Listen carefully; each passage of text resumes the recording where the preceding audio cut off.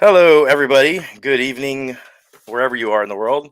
I'm Dan with CSC Sharks, and Emily. I always do that over there, Shark Lady Emily. This is episode. Hello. What is this? Episode 3 of the hmm Facts Not Fear Pod. We have a buddy of mine down below. There he is. He's over there.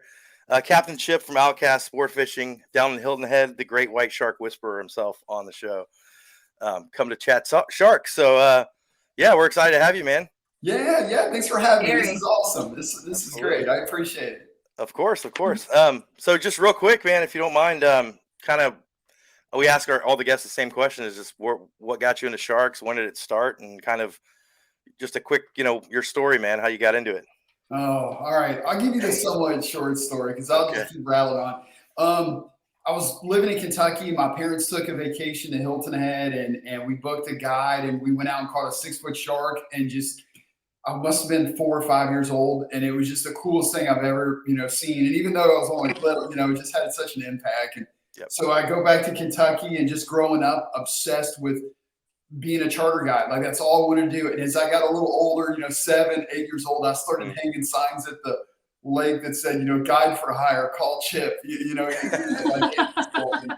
So I was, man, just obsessed. And then we moved down here, and then even when I was like 13, 14, I was fishing off the beach and just trying all sorts of stuff, just trying to catch the biggest shark off the beach. I'd take cans of cat food and pop holes in them and pitch them out there. And then whatever I'd catch, I'd send it back out, just try to get something insane off the beach. And back then, a shark on the beach was it was a really big deal. I had people walking up saying, "No, come on, this is a prop." And I'm like, "No, I caught this," and it just kind of grew from there. So the obsession just started when I was young, and so just finally got a boat when I was 22, and started running charters for king mackerel, cobia, tarpon, redfish, all that stuff. But my love for sharks has always been, above and beyond everything else I do. And that seems to be like a really big staple of my business now, because the interest in sharks is through the roof. If you go out and you catch a couple of king mackerel, my people are excited. But you put them on a 12-foot hammerhead, and they're like texting me for weeks saying, "I can't believe that happened." So it's just, it's just night and day when you compare something like that to the regular grouper and stuff like that. So yeah, just always been obsessed with it though. Absolutely, absolutely. So I guess the next question is, what was the first species of shark you ever caught, whether it be land or boat? And yeah, how big was it, and what species are we talking about here? You know what? So the first one I ever caught on the beach, it was a sharp nose. I was in like seventh grade, and I just couldn't believe it. I was like, "Oh my gosh, we're catching sharks!" Yep. And then the first shark I ever caught in a boat, we caught a Spanish mackerel, and we rigged this Spanish mackerel up with, like, this is terrible. All right, I know Emily's not going to agree with me on this video, but neither of you are. But I Okay. rigged the Spanish mackerel up in treble hooks because I don't want to lose. It's my only Spanish mackerel. Yeah.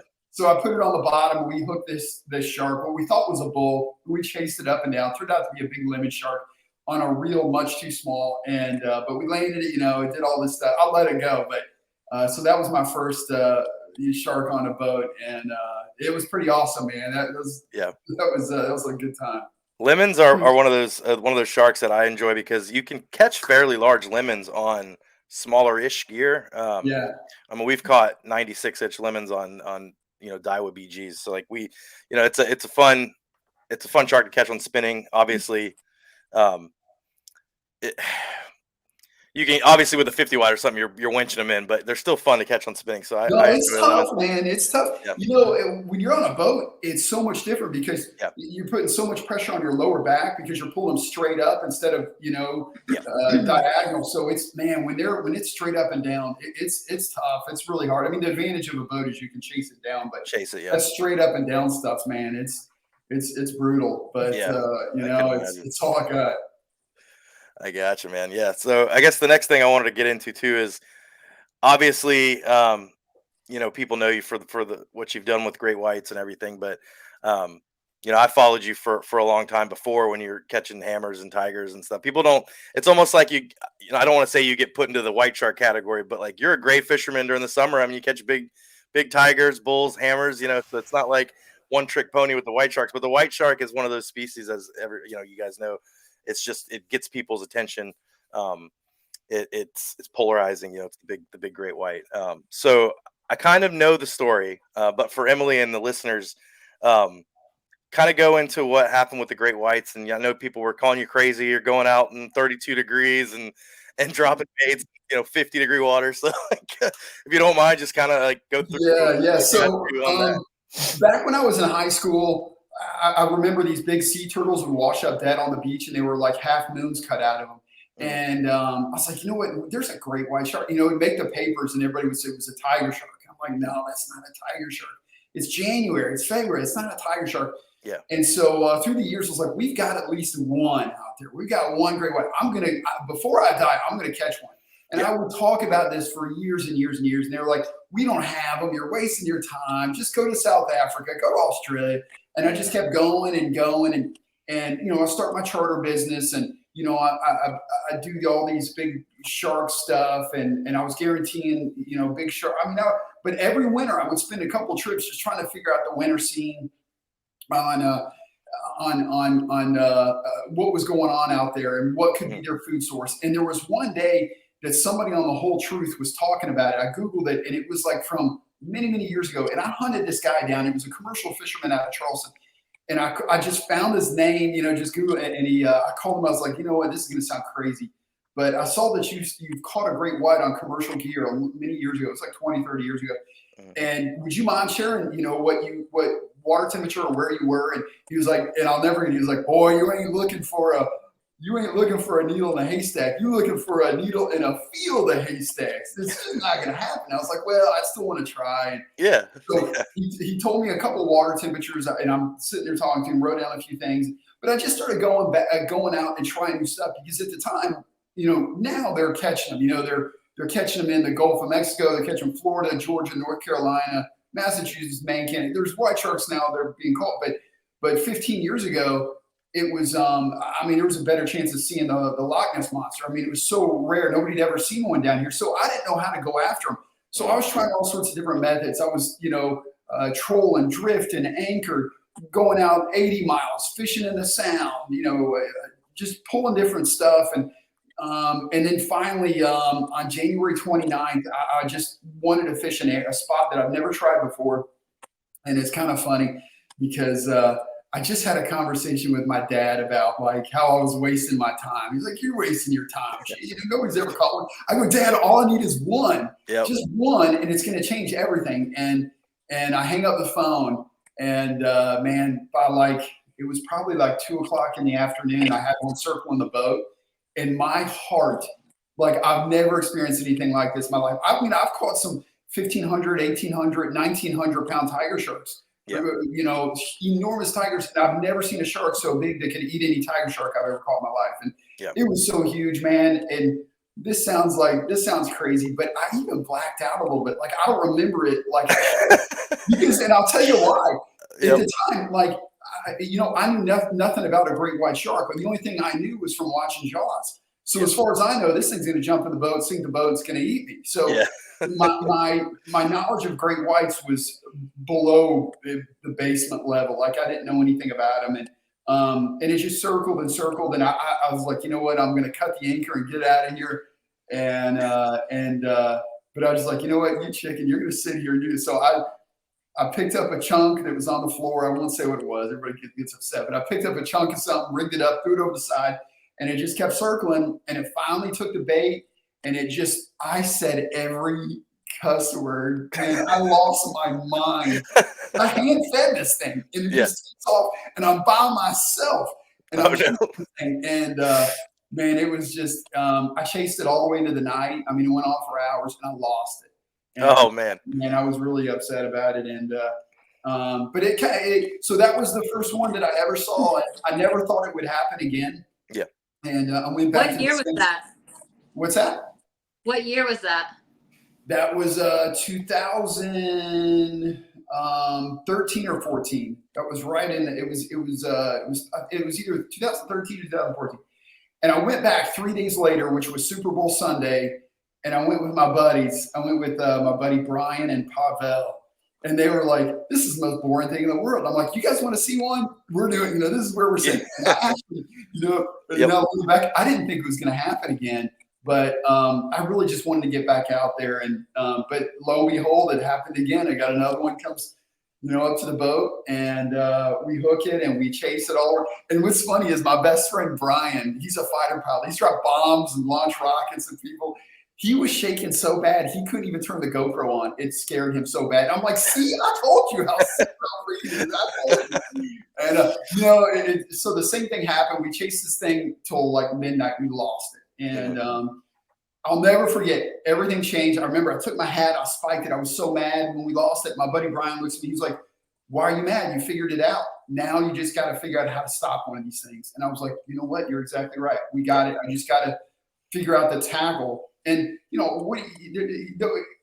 nobody's catching 3,000-pound sharks on rod and reel, so it was all trial and error. I had to try a lot of different hooks, swivels, cable, wire, line. I mean, man, there was so much trial and error, and there were so many heartbreaking days, and then finally, finally figured it out, and after a lot of missed fish. I mean, there's nothing more disheartening than prepping the entire day prior, getting everything perfect. And then you go out there and finally he raise that fish, and it's like 2, 3 o'clock, 4 o'clock in the afternoon, and he takes the bait and he smokes it, and something pops and he's gone. And it's like, oh my gosh, all that work. And now it's gonna be blowing for the next week, and you don't get another shot because it's winter time. And so we've run into some horrible, heartbreaking days, and we've also had some amazing days where we've gone out and everything worked perfect. But man, those fish will humble you, and they're amazing. I mean, they changed my life, definitely. Absolutely. That's awesome, man. I guess the other thing I wanted to bring up too is how did you end up? Yeah, go ahead. Wait. What degree water was that in? You said it was in 50-degree water. I don't mean to interrupt you, Daniel. No, you're good. Go ahead. I don't. So after my first couple of fish, after my first couple of fish, one of the guys I really lean on with a lot of questions is a guy named Pete Cortuccio, and he used to fish with Frank Mundus many, many years ago. So after I lost a couple of them, I called him and I was like, here's my problems. He was like, Chip, this is what you need to do. You need to keep a journal. And in fact, you need to keep 2 journals. And so at that point I started, so every time I go out, this is just for great whites, I have a journal, one for skunks, one for catches. I write down the water temperature, the water clarity, the wind direction, the current direction. Did I see birds? Did I see dolphin? Did I see turtles? Did I see jellyfish? Did I see whales? Like, what did I see in this location on the incoming tide? So, one book for catches, one book for skunks. So, and now as time has gone by, I've realized, a lot of important things, that this spot is only good on the incoming tide, but only if it's December or this.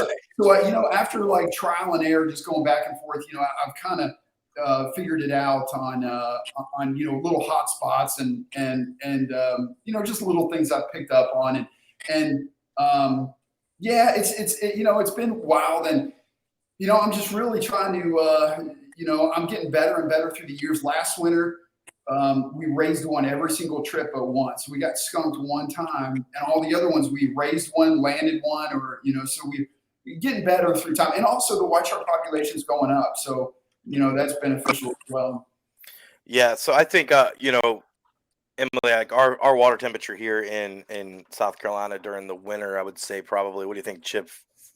Low 50s, high 40s, maybe. Man, if it's in the heart, I mean, near shore, it's like 48.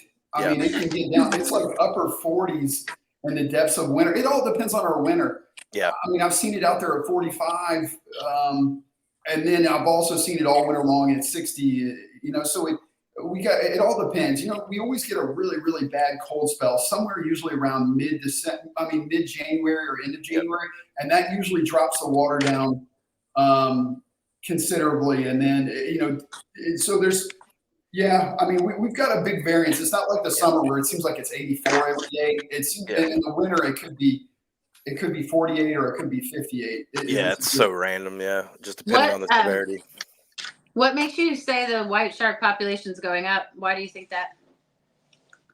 Well, they detected them a long time ago, and they're starting to see them in places where they used to see 3 or 4, and now they're seeing 100 of them. And just working with these scientists out of Cape Cod, and back in the 60s and 70s, they say that 80% of the white shark population was taken out through commercial fishing, recreational fishing. And ever since they protected those, and they also protected I believe it's the gray seal is what they're after. Is it right? Gray seal? I'm not sure if that's the right one. That's up in Emily's neck of the woods, whatever. Yeah. So ever since then, it seems like, they've come back. So yeah, I mean, they said that 80% of the population was wiped out. And now, I mean, the majority of the sharks I'm catching are juvenile. Like, they seem huge. They're, 10, 12 feet, but they're not adults. These are juveniles. And even from when I first started catching great whites, I've noticed trends but yeah, I think a lot of the populations are going up. Some of them are going down. I don't catch the tigers I used to, but that also could be just a different migration path. Yeah. But yeah, I'm pretty confident the white shark population is pretty healthy. Yeah, I can agree with that for sure. Emily, do you have anything else before I continue on? Okay. I guess what I wanted to kind of transition into next is, we're in kind of a unique position as where we are fishermen first. But there's a really cool spot that, I 10, 12 years ago that I was able to, hook up with Brian, Brian Fraser, DNR, and all those guys. And there's an interesting place where fishing and science meet. And I think it's pretty cool to see how it's evolved, and even, with what I do, and then with what you do, working with these top, especially with the White Shark Conservancy and stuff. So what has been that experience has been like, actually having scientists on your boat and seeing yourself on Nat Geo's got to be pretty cool, I would think. I mean, it's great for business, that's for sure. Yeah, I bet. It's awesome. It's growing up being a fisherman and stuff. You bounce ideas off them. I mean, that's what they do. All they do is breathe great white sharks. I mean, it's like taking my dog to the vet office and asking them about, her liver condition. Like, they know so much about just that liver, this one section. Yep. And so, I've learned so much from them about whether it be their gestation period and what the markings are on their, like, I find a weird scar on them. Like, what is that? Oh, and they tell me what that is. And, there's a lot of really cool things that I didn't realize, where these people up there that I work with, Dr. Scommel, Megan Winton, John Chisholm, these guys they're so knowledgeable. They're just, life rotates around tagging these great whites. They've tagged like 270 of them up there, and they've got receivers from Maine to Miami. And they just, it's just wild how they know. This is how crazy they are. They've got a database where, when I just see a great white shark and I don't even land them, I send them pictures, and they can tell me, like, oh, that's blah, blah, blah. We saw that shark in 2017 on this. Like, they know exactly what shark that is. So cool. It's really fascinating. And, and as time goes on, there's more and more being seen now. Like back in the day, there was never any seen in South Carolina, Georgia, and now they're popping up. It's like every week there's a new sighting here. There's another one there. Somebody just caught another one in Florida. Then you got, a bunch showed up in the Gulf of Mexico. So it's crazy how now there's so many now being sighted, and they're relatively small, which means they're new to the area. It's not like these are 50-year-old fish that are 17, 18 feet long or something like that. But what are they doing here? That's the thing. Like, is it just because the water's right, the temperature's right? It's too cold up north? I think they love Canada. I think they love Cape Cod. I think they love all that area with the seals. I mean, the majority of the larger sharks I catch have seal scratches all over them. I mean, the big one I caught in December was covered in seal marks. But I think the water temperature gets too cold for them up there, and they move out. So once they come down here, their diet changes. I think they're eating bottlenose dolphin, loggerhead sea turtles, a slow whale. I think this isn't an animal that has to eat every week. So, but I think I've caught some of my biggest great whites after a huge pod of bottlenose dolphin have gone by. Like there's been, the old philosophy, like when you see dolphin, there's no such thing as sharks. Oh, we know People for a don't fact realize, that's not true.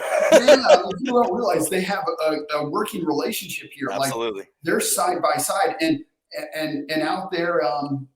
I think, some of my biggest sharks have come around those bottlenose dolphin, and we've also had a few bottlenose dolphin wash up on the beach that were cut in half. I mean, people to think a dolphin is 5 feet long. I mean, a bottlenose dolphin's 8 feet. I mean, it's a big animal to be bitten and completely in half, and it's dead of winter. It's January, February, so there's nothing out there that's gonna take them out like that. So I'll tell you, something else changed. I think it was about 6 or 7 years ago. I caught a great white.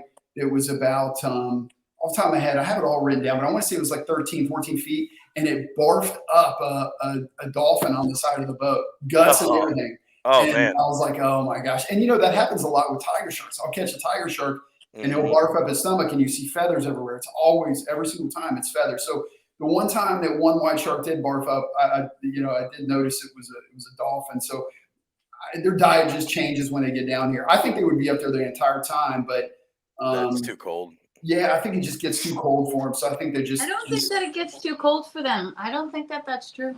I disagree with a lot of stuff. That's why I'm not talking. Oh no. Okay. Well. But I mean, I'm not working with them every day, so I don't. That's why I'm also not saying anything. But what is the open discussion? No. I'm just saying. I think that. I mean, it's obvious that different stages of the white shark would obviously have different prey items. They clearly follow the prey, and the main one you'd want to go for is obviously marine mammals. So that doesn't surprise me. But I've always thought that they've always been all around these waters. It's just that we never see them. Yeah. I've never ever thought that they've never been in any of these waters. Yeah, of course. But I mean, that's like I said, but I'm not on the water all the time. It's just that with what I know about sharks, it just doesn't make sense that they would just start popping back up. If they've always been around, I think that they've always been around there. They've been alive for over 45 million years adapting. So I don't you know what I'm saying? But then again, like I say, I'm not on the water, so I don't know. I'm just saying the population has come back. I'm just, that's just that's why I'm saying. That's why I'm asking that question, and I'm not disagreeing with you. It's just that, I guess I am. But I've always thought that they've always been in all of these waters simply alone because of what they have for an adaptation.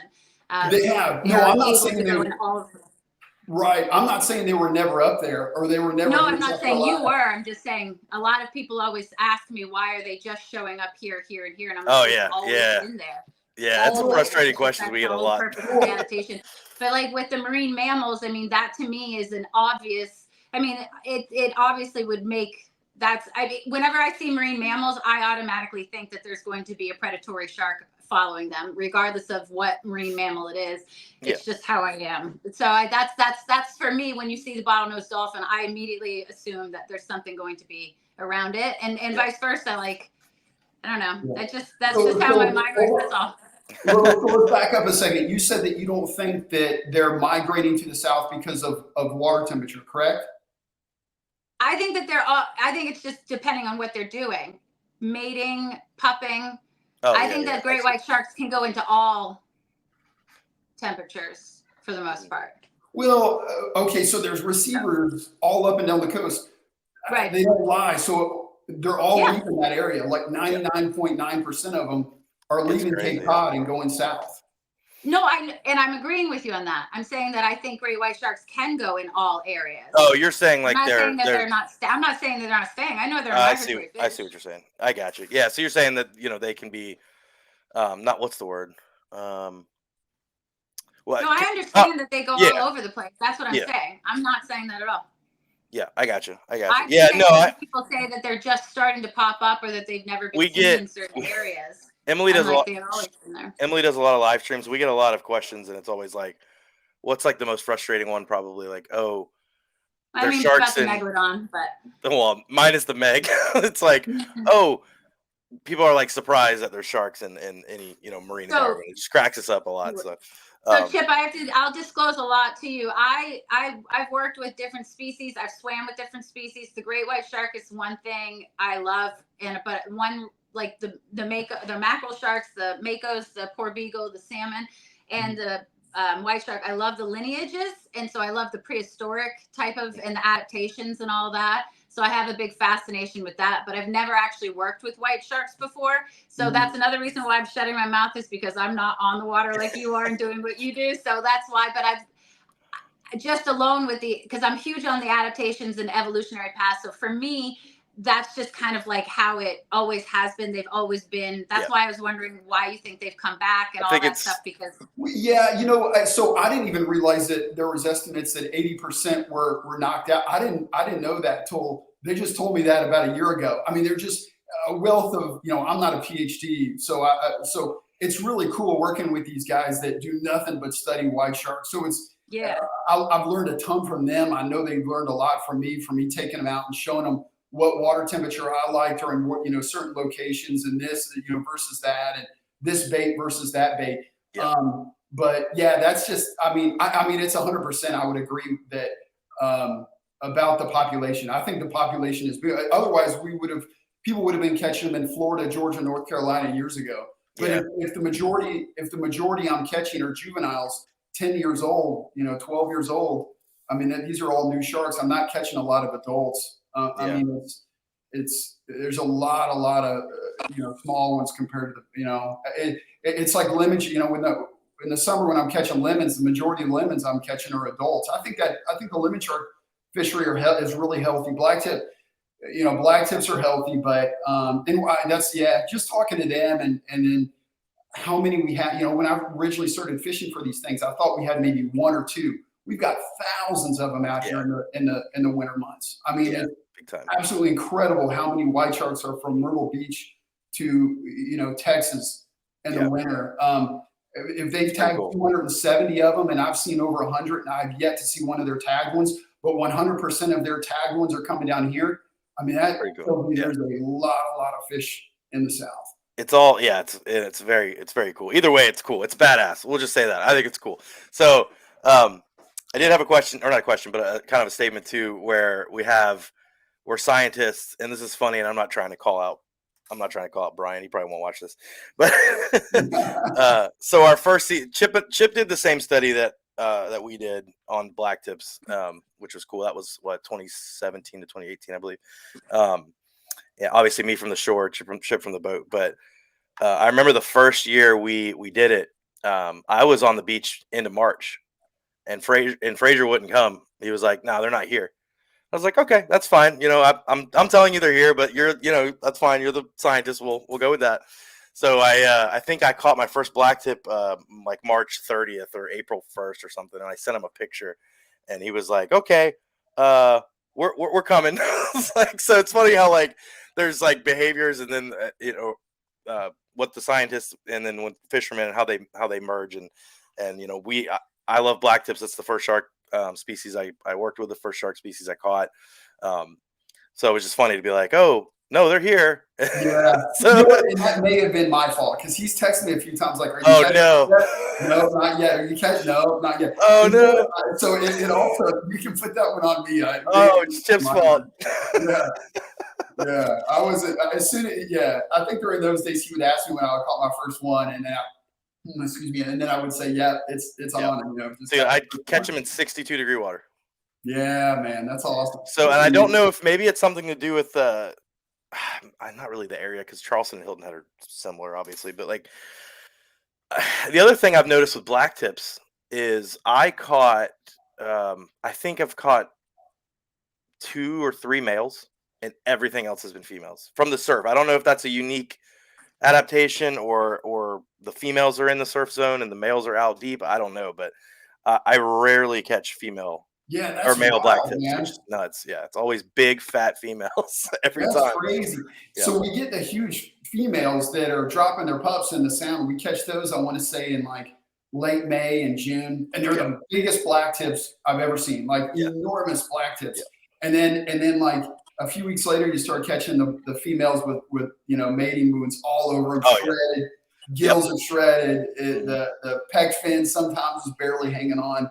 Oh man, they're awesome. We get them all sized. We get the little tiny ones, and then by August and September, we call them bumblebees. Those little ones, about they look like little great white sharks. They're real. They're fat and they're small. Yeah. And they're the pups that were dropped off, a month prior. Those are always cool looking. They are pretty cool. I've caught a few of the little guys too, which is funny. But yeah, man, last year we caught 2 black tips that had one missing a tail fin. The upper tail fin was basically bitten, like it was gone to the point where it was a perfect shape, like a Y. Like there wasn't like the extended, how their tail fin's longer than their bottom fin. It was a perfect, like completely gone. We caught one last year that didn't have a pec fin, just completely gone, no pec fin at all.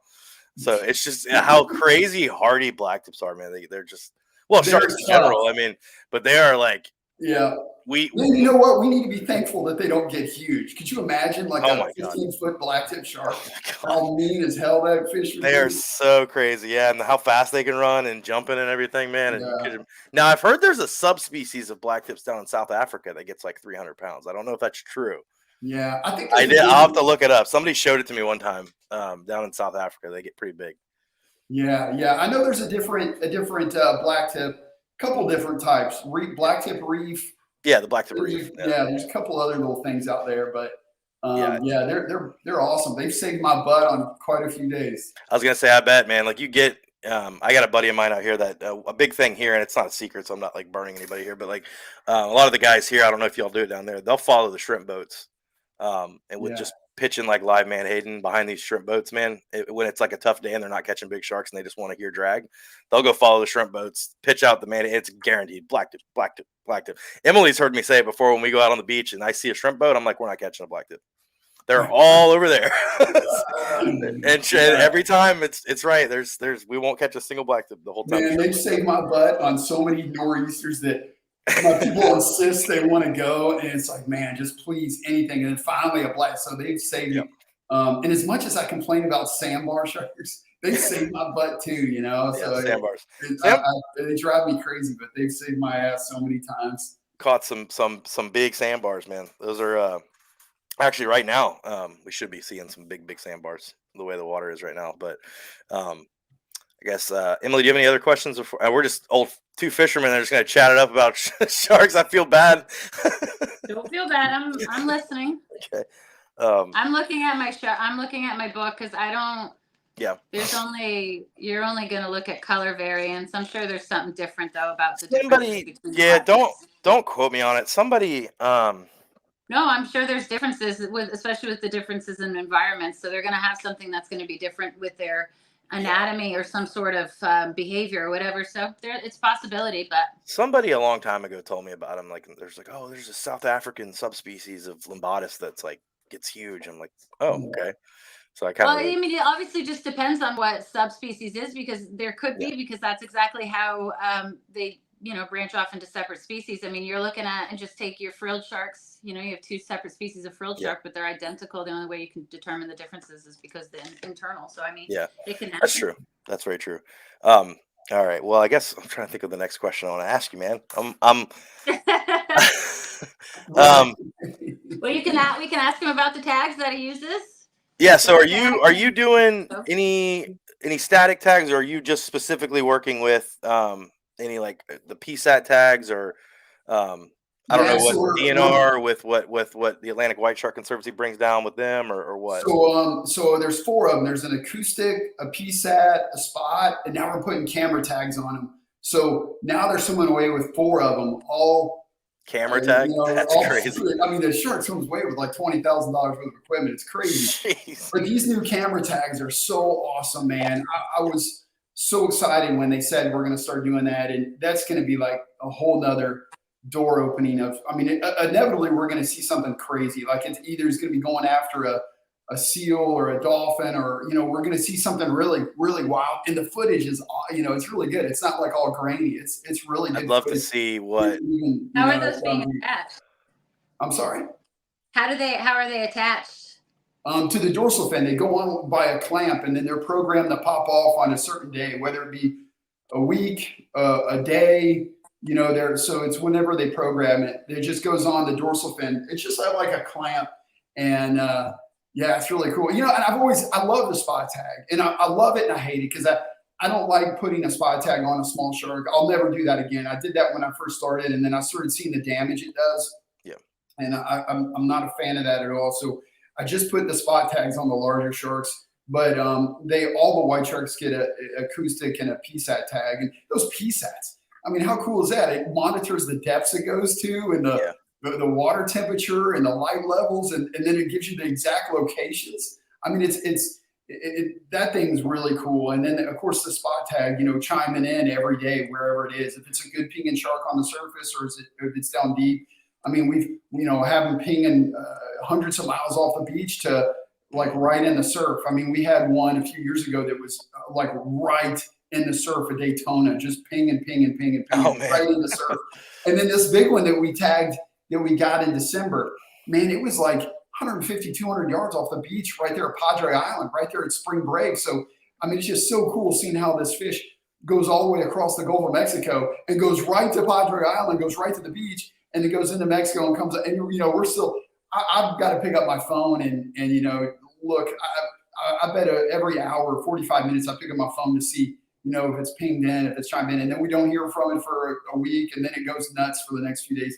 The technology we put on these sharks is absolutely incredible. I mean, it's almost like you're not supposed to know, God put you on this earth not to know these sort of things. It's so crazy. It's so wild, because you know what, as a fisherman, you just being little, and you always want to know, did the shark make it? Is it a little bloody, or he wasn't acting right? Did he make it? Yeah, he made it. He definitely made it. You want to convince yourself he made it, but we really don't know he made it. But putting this type of technology on these sharks, it gives you 100% no doubt that either it died or it made it. And man, fortunately, that's like my biggest fear, is accidentally killing a white shark. And we've passed on tagging a couple times. If I get that shark on the side of the boat and he's ballistic, or I don't like the hook set, or something, I'm like, what, let's just get him moving. Let's just go. I don't want to waste time and risk this fish's life.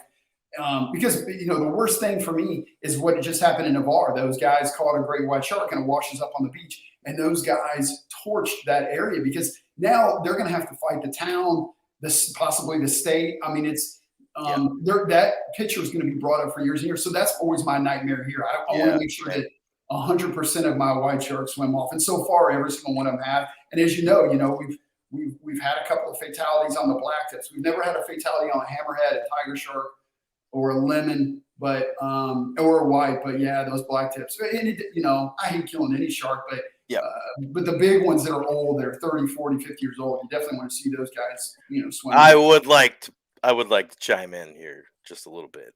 I didn't have any black tips die in the 2 years we did this study. I think it's and it was surprising, man, because we had one in the first year of the study. We had Nick and them out with us, and they were struggling to get blood from the tail of this female, and I was getting mad. It was like 7 minutes the shark was on the beach. Yeah. And I was irate with this guy. Yeah. I'm like, I ended up being like, just stop. And at this point, I thought the shark was dead. It was acting lethargic, and I'm like, you know what? We're not putting any tags on it. We're giving up on this one. There are so many other black tips. Let's just get this one back out. And I remember taking her out. I was scared, because I'd never had that experience either, of a shark washing up dead, and because of something I did or whatever. Yeah. But I remember I walked this shark out to neck deep water because I was scared it was going to wash up. I was just going to push it out and hope it didn't wash up, because she wasn't moving in my hands. She was, probably a 60-pound shark, and she wasn't moving. I thought, because she was completely dead. And then I got her out past the break, and she kicked real hard against me and took off. And I was like, holy cow, this shark was out of the water for 7 minutes. Yeah. And it's crazy, man. You know what? I was the same way when we were doing that one. I was like, man, there's a lot on this. I don't want dead shark. I don't want this study to turn out that half of them died. Exactly, otherwise, I'm going to take more heat. I want to make, and pulling that, these sharks are 100 pounds, pulling these things over the boat, and then you're pinning them down, taking blood, measure here, measure there, taking a fin clipping, doing it, so it's for me, I'm thinking, all right, if we kill a few, this still takes longer than what I do on a charter. Like on a charter, I bring them in the boat, we take a picture and go. They're gone, working as hard on them and doing this and doing that. A lot of times my charter doesn't even want them in the boat. Yeah. So, but one of the ones that did die, it was eaten by a hammerhead. Well, we're guessing by a hammer. Well, that was the guess. Yeah. That's what I would imagine. Yeah. The piece that went completely black. It went, fine, and then the damn thing went completely black, and then it stayed. The temperature on it changed, and then the temperature went back. The light levels went back. He was like, "Yeah, he was eating." So I was like, "Oh my gosh!" Well, we know hammers do that. So yeah, I would think, the way they behave down in Florida when they're following the migration is the same thing. I mean, obviously the black tips up here are going to be a little bit more spread out than they are when they're all compact down in Florida in the winter. But I would imagine the same behavior. These gray hammers are eating black tips. So it makes sense. But and our hammers, man, gosh, back in 10 years ago, 20 years ago, we would catch like a handful a year, and now it's like every single day from end of July through August. I had one group last year. They're like, you know what? Let's see if we can get two. I was like, are you sure? Aren't we exhausted? Put another, send it back. Got another hammerhead. And there's, when it's on fire here, there's so many hammers in our area. We should, it's awesome. It's great for business. It's great for, our fishery. It's good to see, so many caught. I hate that we're not catching many tigers like we used to. Our place used to be loaded with them, and our tigers are. What do you think's going on there? That's definitely. Well, there's two. It's one of two things. Either we have a shark tournament in South Carolina, which I'm guilty. I used to fish back in the day like an idiot, and just years of killing the biggest tiger sharks in this area. And through the satellite stuff that I put on these tiger sharks, I noticed the same tigers are coming back year after year. I'm catching the same tigers. So when you're killing those 12, 13, 14 footers, on a regular basis, you're taking out all the breeding fish. And so I think it's maybe a combination of that, and our water temperature has changed, and now they're going up. My buddy that lives in Cape Cod caught a blacktip. That's crazy. They're definitely venturing further up north. So I think the population is more spread out instead of so much concentrated where they would stop around Myrtle Beach. So so between those two, but yeah, man, I think there's too many people that was killing tigers and killing the big ones, because now I only catch like one a year that's enormous, and there's one I've caught 7 times. We named her Arietta. And she comes in all the time, so it's, I hate not seeing the real big ones I used to catch back in the day, but I think that tournament thinned them out. And, I think that also is a dying breed, the shark tournaments. And I think I know the tournament you're talking about. Yeah, they didn't have it last year. They said I thought they shut it down. I thought they finally got it shut down, but I called just out of curiosity and said, "Hey, you guys doing this tournament this year?" And they're like, "No, we're working on the dock." I'm like, oh, okay, just curious. But man, it brought in so many people. I mean, the whole town showed up to watch the sharks born. And let me tell you, I'm the first person to admit when I get, mistakes I made. I fished it. I was there, and I saw how many sharks came in, and a lot of them were illegal. I mean, people were raining nurse sharks. They were raining sandbar sharks. Duskies, man. Like, so bad. Yeah, it was a scene. And I remember the last year I fished it, I was like, man, this is it. It's just not. I'm killing this old fish for some money. I just don't feel right. It's like chopping down my cherry tree. It was just stupid move, before I was educated and how I need these fish. I'm catching the same ones. It's not like, other species that you don't ever see again. I don't see a lot of hammers. I see a few that are recaptures, but the majority of the hammers are new. I saw that. I don't know how long ago it was. You guys, you had DNR out, and they ultrasound one, didn't they? Didn't they ultrasound? A hammer. That was and you know what, man? I don't know if I don't know if I should say this or not. But so I talked with the scientists. I work with the great whites. They're going to leave me a spot tag to put on a hammerhead this year. So we're going to. I'm going to try putting a spot tag on a hammer. But it's also kind of risky at the same time, because as you know, hammers are a little more sensitive to catch and release, and it takes a little bit more time to put that spot tag on a dorsal fin. But it would be the first one, down here, to have a spot tag. And also, I don't know what kind of clientele I'm going to have on the boat, if they're going to be good enough to hold the leader while I'm leaning over the boat on the fin. And I guess they've also put some spot tags on hammers in other areas where, get this, man, these fish are so damn smart. They roll over and they rub the spot tag off, like they intentionally try to remove it from their wow. And they've had that with hammers, and so you're like, it's a little bit risky putting it on a hammer. Yeah. because of they go upside down on wrecks and just try to pull it off of them. So Yeah, it's crazy how um, smart they are. I mean, that's yeah, crazy. They yeah. have the You know what? And largest white brains out sharks. of all sharks. What's that? They have the largest brains out of all sharks. Oh, the Great hammerheads. hammerheads. That's cool. All yeah, the hammerhead species. Yep. Very cool. Very Yeah. cool. You have one. Is that a hammer behind you, Emily? I can't remember. Is that Yep, that one. Yep. that one? I've had You, many interactions with hammers diving with them. yeah, I Oh, feel like nice. hammerheads are one of those species, and it's frustrating for me. So coming from a land-based person, and it's kind of one of the reasons why I separate myself from the land-based shark fishing like sport community, just because I don't agree with a lot of it. And the great hammer is like the prize, like the golden jewel of land-based shark fishing, and I hate that because we know how bad it is on them, especially from the beach. It's a long When we fight. dive with them, we treat them completely different than Yeah, we dive with any other species, any other apex predator. You treat them literally completely different than you do any other species that I've swam with. I mean, yeah, I've been diving with tiger sharks, bull sharks, great hammerheads, smooth hammerheads, all at the same time. And those are ones they're completely different. You don't treat them, they're yeah, super sensitive, very super. Yeah, sensitive. Yeah, yeah. and They that's sure are, man. They, I mean, they can pick up the difference between wire and mono from 100 yeah. yards away. They do have a hell of a radar system. Um, The but whole Very I guess purpose of good. their adaptation. Their yeah, adaptations are amazing with the amount of senses that they have, the increased amount of ampullae that they have, the amount. It's just they're absolutely fascinating. There's 9 different species, as you probably know, but they're absolutely fascinating with the amount of adaptations. The evolutionary process of them is just mind blowing. they're super In cool my sharks. opinion, they're one of the most fascinating species that we have. Agreed. Yeah. Yeah, they are really wild there. Yeah, they are really crazy. I had a scientist reach out. He said he sent me he's out of my. I don't want to mention his name. He's No, up you're good. there, and Of he was course. like, "Hey, I just want to let you know, if you're catching those hammerheads, you might as well just kill them. You might as well just drag them home. They're not making it." I'm like, "What do you mean?" He was like, Nope. Well, go ahead." No, that's what I'm saying. No, when you start fighting them after a certain amount of time, they're going to build up the lactic acid in their body. Even if you Yeah. successfully let them go, they're going to end up having so much of that lactic acid within their body and their system that they're going to stop. That's what I was And they're saying going to about not breathe and then about the drown and shore die. about shore Yeah, base. so he's preaching. He was like, "You might as well just start dragging those in." I'm like, "Wait a second, they're not dying." He was like, "Yeah, they're dying." Well, then how come I have recaptures? How come I'm catching other people's sharks as well that have caught that one yesterday?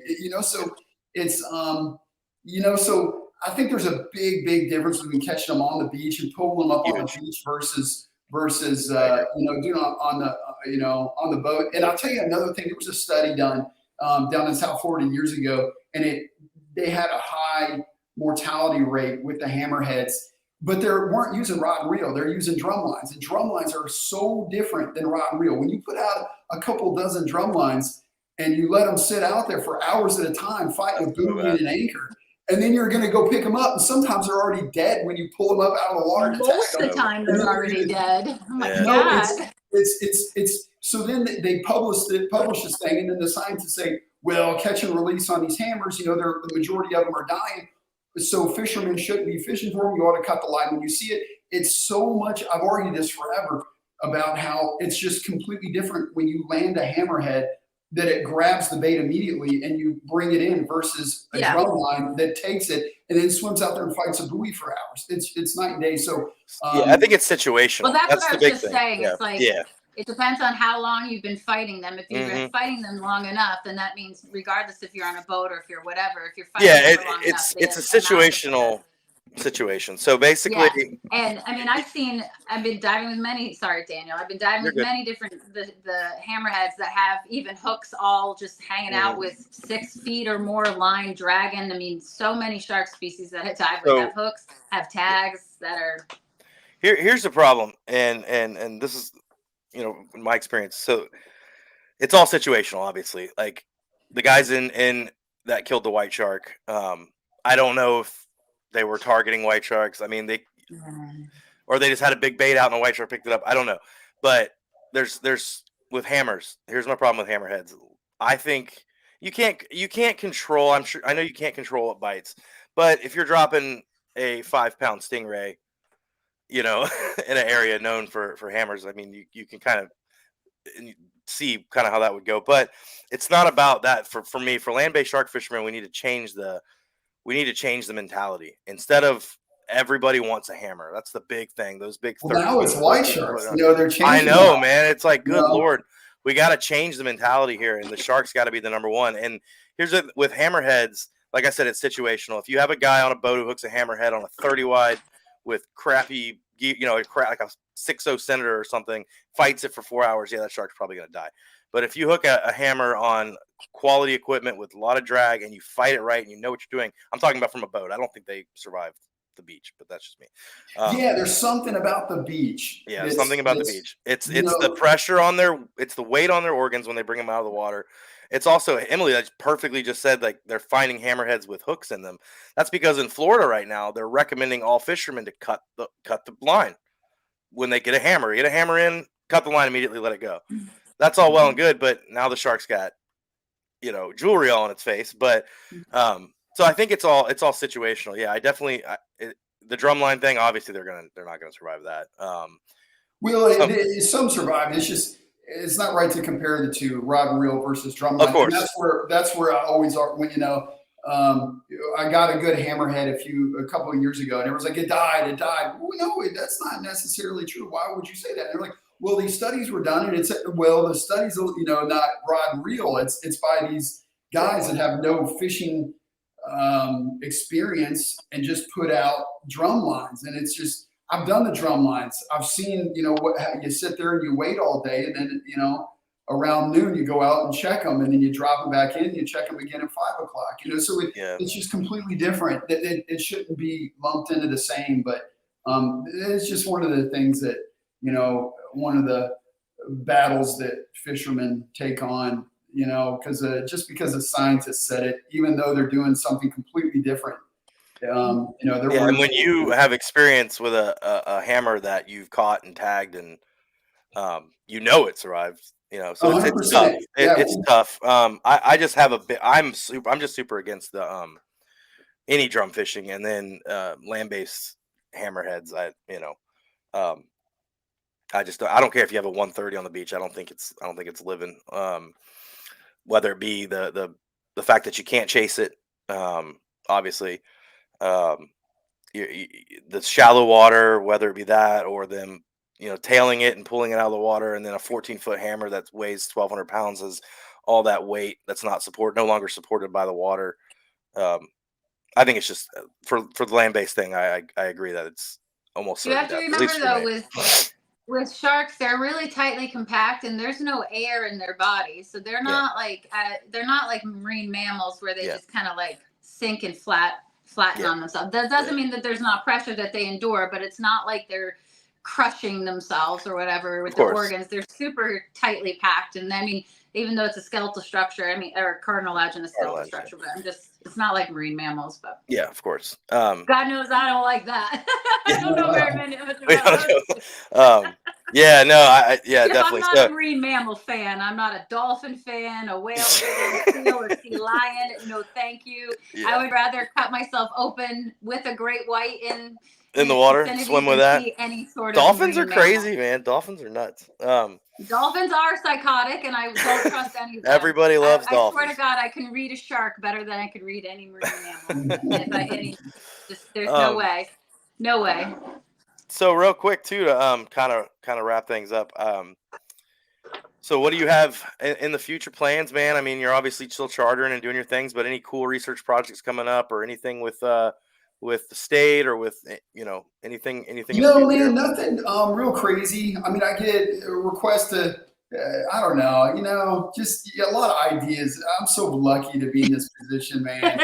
I get people that call and they pitch an idea like, let's do this with a great white, or let's film this, or let's film that. And it's something, there was a dead whale down off of Tampa last week, and then there was a dead whale off southern Georgia the week before, and then there was a dead one off. These whales are, coming up all over the place, and so that's always amazing. And Shark Week always wants to do something like that. You know what? I'm really excited about these camera tags. I think those are just badass. I think those are amazing, and I love these new spot tags. I'm putting a different type of spot tag now on these great whites to see where they're going, what they're doing. The Atlantic White Shark Conservancy's tracking them, and they're publicized. I don't know. So the technology is just going up more and more, and it's so funny, man. Because I was just before they're like, hey, let's put a camera on them.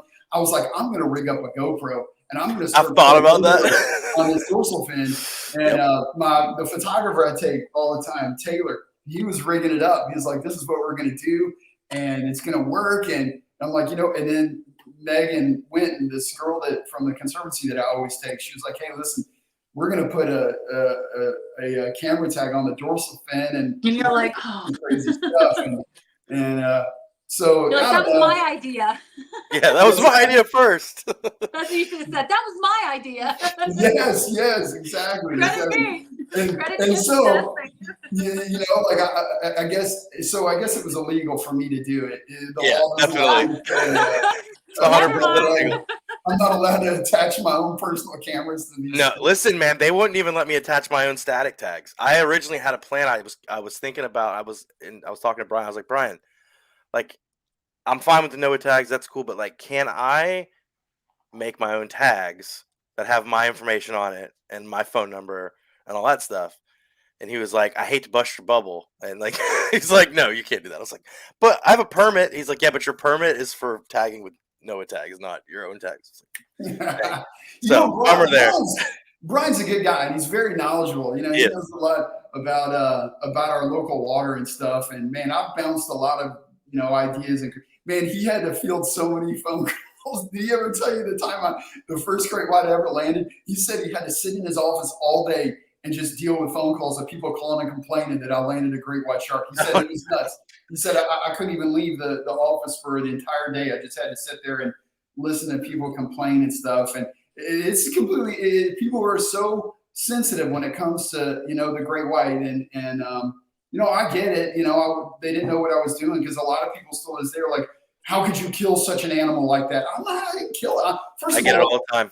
It says right there on my Facebook page or Instagram, OutCast sport fishing. Like, I'm not a scientist. I'm not some hippie out there. I fish. That's what I do. And if you're going to sit here and tell, and you're starting to get it, some of it too. These people, I get hate mail every single day. People that call, message me and say, "You animal, how would you like it if I put a hook in your mouth?" And the fun you're sitting there on your leather couch and your leather shoes. You're going to tell me I should be fishing? Yeah, like, dude, I get it.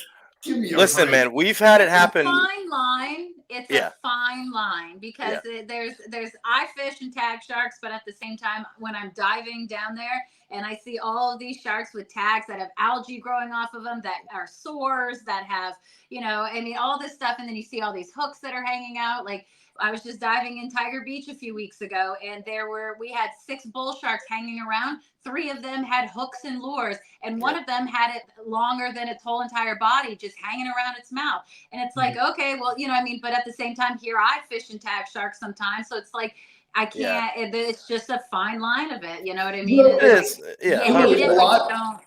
There's 3 people who complain: California, New York, New Jersey, and divers.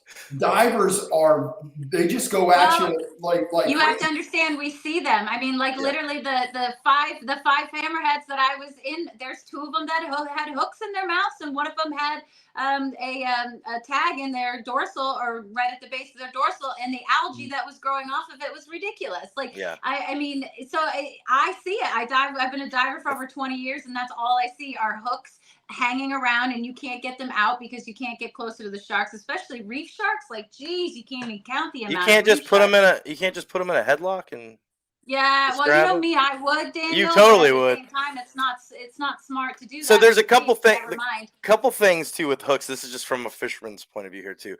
So a couple things with the hooks is, like, it all depends. Obviously, if it's we've talked about this with sharks that we've pulled hooks out of before on the beach, but like where we'll pull out a large hook with wire that is clearly a shark fishing hook, like somebody caught the shark, cut the line.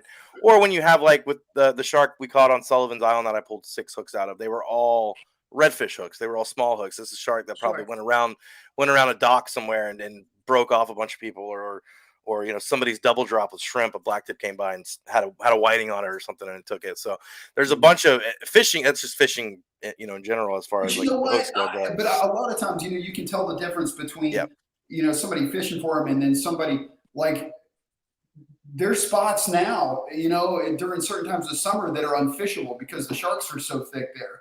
yeah, Whatever you bring up, whether it be a snapper, I a mean, grouper, a cobia, a barracuda, king mackerel, you can't get it to the boat because the sharks are just destroying it before it gets there. So a lot of times, like here, there's not a lot of shark fishermen here. I mean, unless you're doing like a 2 or 3 hour charter, all these guys that go offshore, you book an 8 hour, 10 hour, and you go off. It's really, really, it's nearly impossible in some areas to get a fish in the boat because the sharks just destroy it. And it wasn't like that 10 years ago, 20 years ago. I mean, this has really just kicked up in the last few years. And, you get online and you read all this stuff about how, the fishermen complaining about how I can't fish this reef. I can't fish it. The sharks are too bad. You can't get anything to the boat. So a lot of times, you see stuff hanging from their mouth, from, people target them and also from them just destroying it. But it's frustrating. The ones that frustrate me are that's the why I shark say the hooks. line. Yeah, it's definitely a line, and that's the thing, man. I mean, it's I get hate mail all the time, and most I get a lot of TikTok messages and comments of people that they either won't watch the whole video or they won't read the bio or they won't they'll be like, oh, you're just killing that shark, and I'm like, well, I mean, it's been tagged, we removed all the hooks. Like black tips, man, it happens with black tips all the time. I pull so many hooks out of black tips. Well, here's what's going to happen. So we got two crowds here, right? This is cool because we're just going to spitball this. We got two crowds. We got the fishing crowd and we got the the pro shark anti-fishing crowd. Yeah, so the fishermen that go offshore can't fish for certain species during the summer because the sharks are so bad. They're like, hey, listen, we need to cull some of these things. There's too many sharks. Yeah, can't get anything to the boat. And then the other people are complaining like, leave the sharks alone because the shark population is declining. And then the fishermen say, it can't be declining. We can't get anything to the boat. Yeah. Or we don't complain and you realize that they're fish. Never mind that, but they're they're predators. They're opportunistic. Every single one of those is a fish and they're all predators. And this is what they're designed to do. They're taking opportunities for easy meals. That's exactly what they are. They're extremely opportunistic fish. They'll take every opportunity for an easy meal, and they're very smart. They'll learn, and they'll see that they can get easy meals when they're being reeled up. Plus, never mind the amount of electromagnet, like the tail flickers, the muscle spasms right there. That's dinner, that's lunch, that's easy meal. I'm going to go for it. It's the whole that's the whole purpose of sharks is I to think be it's that a common predator keystone species. Absolutely. They're doing that. That's what they are designed to do. And that's one of my biggest pet peeves is when fishermen say to me, and I love fishing. I love it more than anything, but not more than anything, but I love fishing. I hate when they say that there are shark infested waters. It's like, no, mother fucker. That's where they live. That is where they live. They're not infested. There are over 530 living species of sharks that we even just know about, never mind what we don't know about. And they're in every single part of the marine environment. So you're going to encounter predators. And I'm sorry that they're taking your fish, but that's where they live. And I'm not saying you as in you guys, but I'm just saying the people that argue with me. Yeah, I'm not arguing with you. No, I'm not saying you are. What's your stuff? So let me ask you this, Emily. So what's the difference between 20 years ago when that wasn't happening versus now? Oh, I have no idea. I wasn't fishing 20 years ago. That's the thing. Maybe more people. I don't know. More people. No. It's more people. There's more fishermen. More access to it too with the boats. I'm not one of these people saying you should cull them and but I was just saying, I've been running charters for 25 years, and before that, I was fishing here for 30 something years. And just it's true though. Like I see how many sharks are out there on these offshore reefs that make it impossible to get something. Where and I think here's the other argument. Maybe that's normal how it's supposed to be. And so you can argue either way. But I will say, it's things move in a cycle. Years ago you could catch 6 tiger sharks a day, and now I'm lucky to catch 1 a week, but I can't get away from the sandbar sharks. They protected the sandbars, and now everywhere you go from 80 miles out to in the sound, you got to fight these damn sandbar sharks off because they're so thick. And some of the part of me thinks that these tigers are leaving the area because they can't compete with the sandbars. The sandbars are like piranhas. I mean, they're they breed like mice. I mean, I'm even catching pups where 10 years ago, I had never even caught a sandbar shark.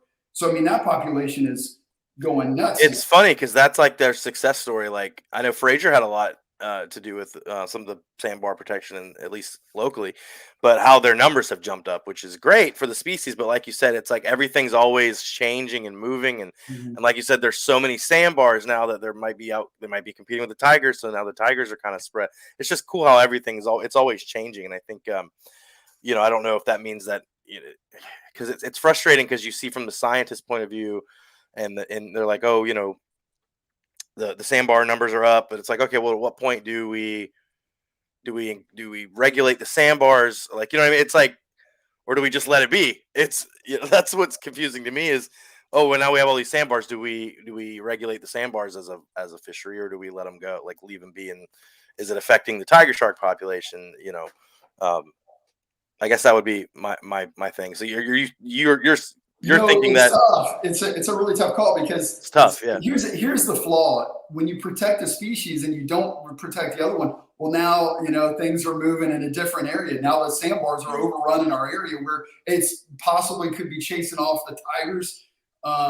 It could be chasing off other species where we hit. So I don't know. If you protect one, I think you ought to protect the other one. I think you should protect tigers. I don't think it ought to be legal to drag those things in.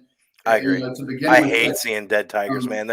There's a guy here locally. I won't mention names. There's a commercial fisherman here locally that I've gotten into quite a few arguments. I finally had to get rid of him on Facebook, block him, and all that stuff because these 14-foot hammers and the posing with the Emily probably knows the guy I'm talking about, but like I hate seeing big dead tiger sharks, man. I hate it. Yeah, I'm not a fan either. And So I'm always going to go back to the evolution and adaptations of stuff. And I really hate the fact that we think that we can regulate stuff. I don't like the whole overfishing of certain species of fish because I'm a huge fan of fish. But at the same time, it's very difficult for me to deal with, like, when people say that certain things should be protected. And so, like what you were saying, Chip, like you should kind of protect like the ebb and flow of it all, not just like the one, because then obviously you're going to get an overabundance of one species and then an underabundance of like whatever their prey would be or whatever, or something like that. And then, or like you just said, getting chased out, or the competition factor of maybe the prey with the tiger sharks and stuff like that, depending on if they're juvenile, adults, whatever you're getting. So yeah, it's such a, like you said, there's just such like there's never like one concrete answer for me on these types of situations because I like both sides of the quote unquote like argument. The thing is, we had such a good tiger shark fishery. If the reason those tigers are disappearing because of the sandbars, our tiger shark population is going to get thinner and thinner, and they're going to go elsewhere. They're going to find food somewhere else. Of course. Maybe they're not going to continue breeding here. And that's if that's the reason the tigers are leaving. But right. There's scientists that think that's why the megalodon disappeared, that it couldn't compete with the great white on food. Just died off. We talked about this on the first episode. Favorite things to talk about. So the same thing could be happening, with the tigers here with the sandbars, because like I said, how crazy is it? I mean, we live in a very, very small percentage in the last million years, and to see that much of a difference between now when I started fishing just in 10 years, 12 years ago, I never even caught a sandbar shark. And now I can't get away from the damn things. And now I'm catching babies. I'm catching pups, like, that just came out of the womb. So, I mean, it's like protecting mice in a field, but allowing us to shoot the owl. Like, we can't do that, That's a good way to put. That's a good way to put it. That's a really good way to put it. I just don't know if we should be the ones that are in such control over things. I really honestly have such a hard time with stuff. But I mean, I agree with what you guys are saying for the most part. I just think that there's a lot of adaptation, evolution that's going to flow. And I mean, if there are too many sandbars, then the tiger sharks have to move somewhere else. They'll figure it out. They're such apex predators that they're going to figure out a different place to be able to breed and give birth and it's just frustrating. But I'm not disagreeing with you guys. It's just that's where always my head goes, is because that's where I get my fascination with this whole shark realm of my obsession. I've been obsessed with sharks for 35 years of my life. And so it's just been like nothing, but I just want to know more. But my whole fascination right now is with the adaptations. That's why I always go to that path. So Yeah. Forgive me for always going there, but that's No, it's more of my a passion lies. it's more of a frustration for us as South Carolinians. I think it's like, man, like we know South Carolina. I mean, is a great place, and Emily, I've talked to you about this before. But one of the things that's really cool about our ecosystem here is, and Chip knows this too, is that we're not like Florida and North Carolina where we're so close to the shelf. You know, we have a relatively large area of, I would shallow in air quotes. You know what I mean? Right. This ecosystem, which is unique, and it's a bummer to see something like these large tiger sharks numbers going down, and it's like like who's in charge of this, man? Like the sandbars were protected, they were endangered, now they're back, but now they're two back. It's like, who's like, at what point do we do anything, or we just let it play out? Because I'd gladly trade sandbars for tiger sharks. I'm just saying. Why were sandbars so threatened? Were they overfished? They were overfished for their fins. They're massive for their fins. Mm-hmm. So there was a beginning. Yeah.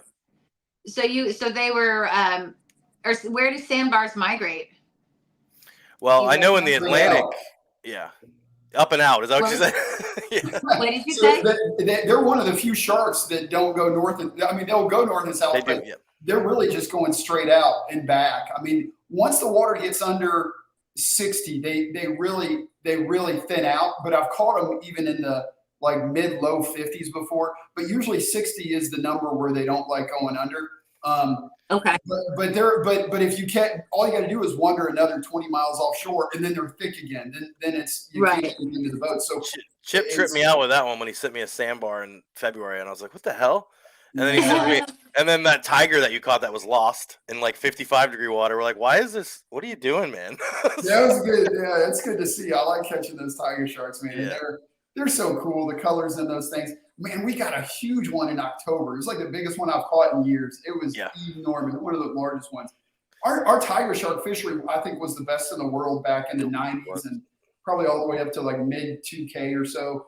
And then, then they started slimming out a little bit. And then, within the last 10 years, it seems like they've really dropped off. But Did you see my juvenile from last year, Chip? Yeah, congratulations. That's pretty cool looking, man. They're so doofy looking though when they're that little, because they got such a big head and this scrawny little body.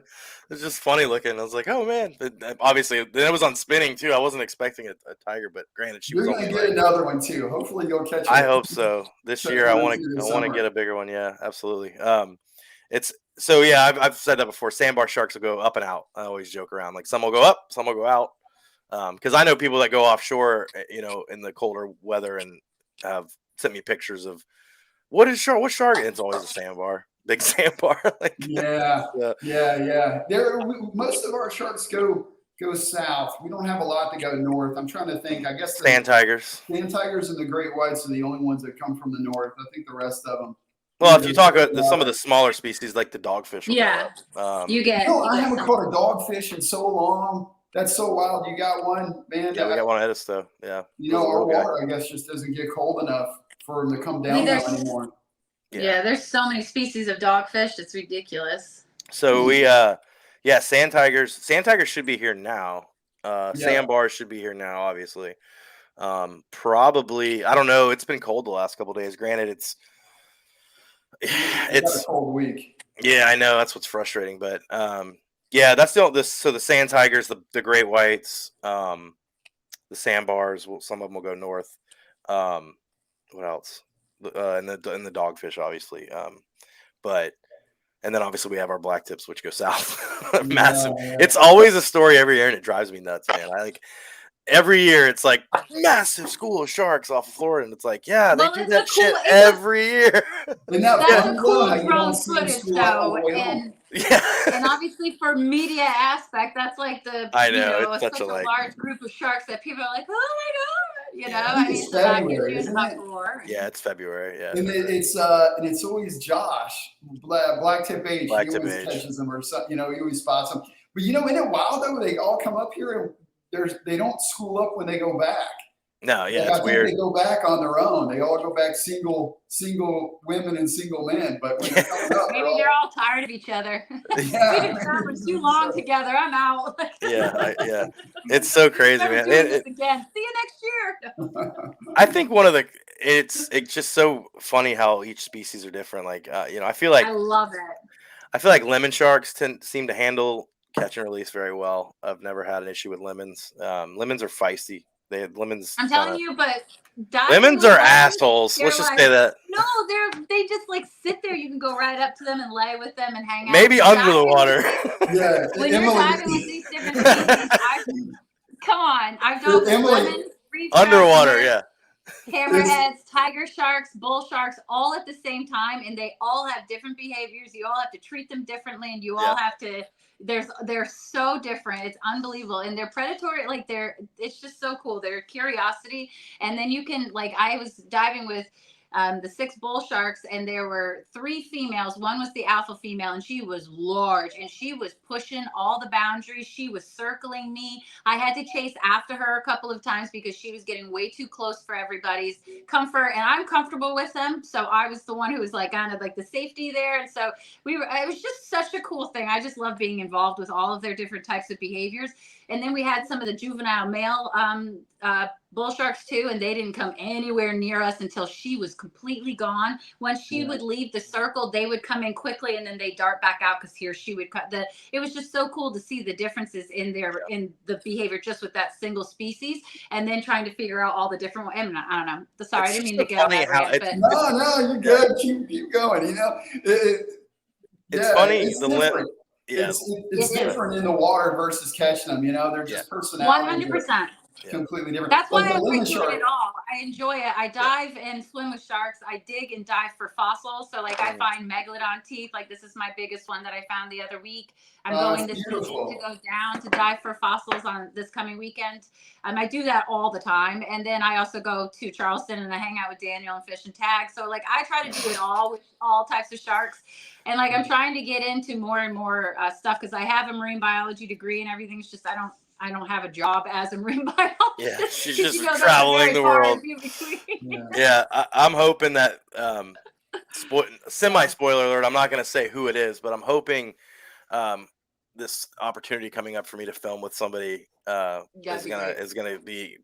I obviously want to get. I'm not guiding anymore. That was miserable. No offense to Chip, that was a miserable year for me. I mean, I made good money, but man, by the end of it, this is one of the reasons why I'm having to purchase so much gear. At the end of last year, I was so fed up with it that I sold so much gear, and I was like, I'm done. I'm not doing this again. And then I was like, you know what, man, 2024, I'm going to focus on making content again and making videos and, reinvested in the gear and drone. We gotta get Chip on the sand. We need to get you out here on the beach, man. That'd be fun. So I think Chip would think the drone's pretty cool. I love all that stuff. I got a drone I'd try to fly, but I've already dropped 4 of them and 3 of them in the water. I'm on my 4th one. You'll think this is cool, man. The new drone I just got, it's called the Swell Pro Fisherman Max. So this has got the camera, it's got a 4K camera, but it's a bait deployment drone, so it drops our baits off the beach instead of kayaking. So and the Fisherman Pro Max has got a 10-pound capacity. It can carry 10 pounds of bait and fly it out and drop it. That's nuts. So no it's more super paddling, cool. No more casting. No, man, I'm done with all that. But and then getting the new 50, I'm excited about. I'm pumped. The TRXs are pretty nice, man. We're talking Did you buy your stuff yet, Daniel? The rod Friday. reels? I haven't bought the rod reels yet. I got the drone. The drone will be here too. But I got the Avid TRX, which is a 50 wide 2-speed. That'll be probably a couple weeks, and then the rod is a custom built rod. But that'll take a little bit longer. But yeah, so we're pretty pumped. Are you gonna put line on mine for me? Yeah, I got you. I will. Come down. Before. Yeah, and the other thing that's changing this year is we're not fishing Charleston as much. So Folly Beach is my home beach. I live 2-3 miles from it. But it's, if you want to catch blacktips, sure, go for it. But we've been fishing a little bit in Edisto, and I really like the way the water looks out there. You have the inlet. Nice. There's a deep inlet, and there's also the way the surf is it's unlike any other beach I've ever seen, as far as it drops so quickly that there's hardly any surf at all. There's hardly any waves. I'm pretty pumped about that. And then we're going to be doing some fishing out on Seabrook Island, fishing that the North Edisto Inlet, which has got a deep pocket out Is there. that where you We're think pretty we're pumped. gonna head Mhm. in April? You think we're gonna go to No, Edisto? I definitely think we go to Edisto Island. Yeah, 100%. So, but we got to get Chip out with us, and I got to get out with you, man. definitely.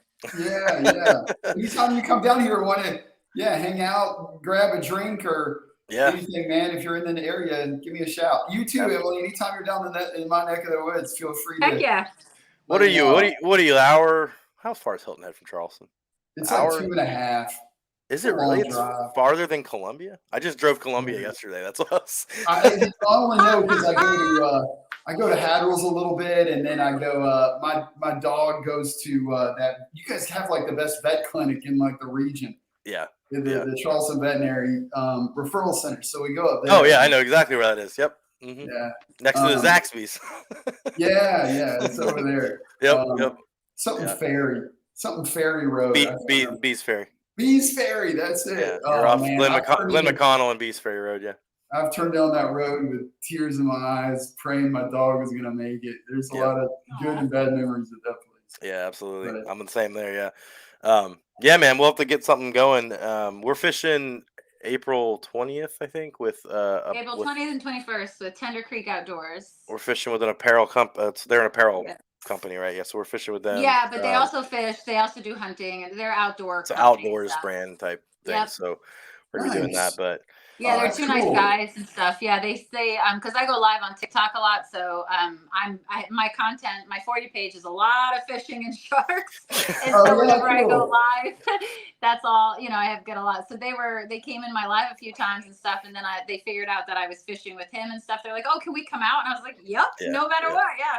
So I was voluntold. What? You're what? I said I was voluntold that I was fishing with them by Emily. Yes. So Daniel and I are pretty good friends, but we definitely have a fishing relationship where it's that like giving each other shit all the time, constantly. The first time Emily came to Charleston to fish, it was cold. It was March. We caught a sandbar, blacktip, and I can't remember what else. And the first shark on the beach, I'm in there. I dehook all my sharks with my hand. Just something I picked up from Fraser over the years, and I should be careful because Fraser's now missing. He's also missing a pinky. Yeah, but Emily freaking just like jumps in and is all in the shark's mouth, cleaning cavities and shit. And I'm like, "Who's this lady?" Like immediately hands on. Awesome. Good for you. I'm like, you have no idea what you're getting yourself into, Daniel. But they don't call me crazy shark lady for nothing. You know what I mean? I'm not fully tatted with like. How many tattoos are my tagged sharks you have? How many is it I couldn't even tell you the amount of tagged ones that I have on me. That's cool. I have no idea. Maybe 8, 9. Maybe. The cool thing about what we do, I think, is you've gotten his sharks put on you. So we've tagged some together. So I have Cleopatra, I have Daphne, who's the lemon shark, I have Gil, who's the sandbar, I have Freya and Nico, and then Odin. So that's what 6, right? Mm-hmm. 1, 2, 3, 4, 6. Who else do I have on me? Let me think. There's got to be more, right? There's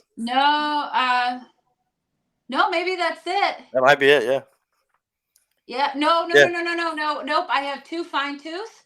I have one of the spinners. Oh, that was one of the coolest sharks I ever caught. My first land-based I have one spinner. of those. That was awesome. So I have 1, 2, 3. So I have 6. I have 9 tatted. Right. Wow, that's impressive. So, there's still a few sharks missing though. You got to put her. These are all sharks. I have all sharks. I have 36 species and 65 individuals with 7 teeth, and I'm getting more. I have so many tattoo appointments. I have one artist, and so we constantly. So I have from Tiger Beach. I have 2 tiger sharks, Emma and Freckles, and then I have Queen, the great hammerhead. I have 13 great hammerheads on my back. Like I have just a ton of them all over me. I am jealous of Emily's. She got to swim with whale sharks in Yeah, my two whale Gulf of sharks Mexico. here. I was in the Georgia Aquarium's tank, but then they invited me because they saw how enthusiastic I was. So they were like, "We're going down to Mexico, blah blah blah blah. You can't do the research, but you want to piggyback?" And I was like, "Fuck yeah, I do!" So I went down to Mexico with them, and I hung out with them the whole 2 Love weeks it. and stuff while they did research. And these two I had, they put me in the water and stuff, and they were like, "Turn around," and I was like, "Ooh!" And this huge whale shark, she had to have been like 40, 42 feet, I think it was, just came straight underneath me. I touched her. It was like, one of the best things I've ever done. I joke with Emily. I say I like to be on the water, not in it. Yeah, and I'm like, I like to be in it, not on top of the water, like in Maybe it. one day. No, never there. Yeah, that's where you get breached on. Yeah, man, that was such a cool. I always joke because like me and Emily's relationship is like, I'll text her a picture of a shark and she'll say "F you" or something. Yeah. It's never a congratulations. It's always like, I hate you.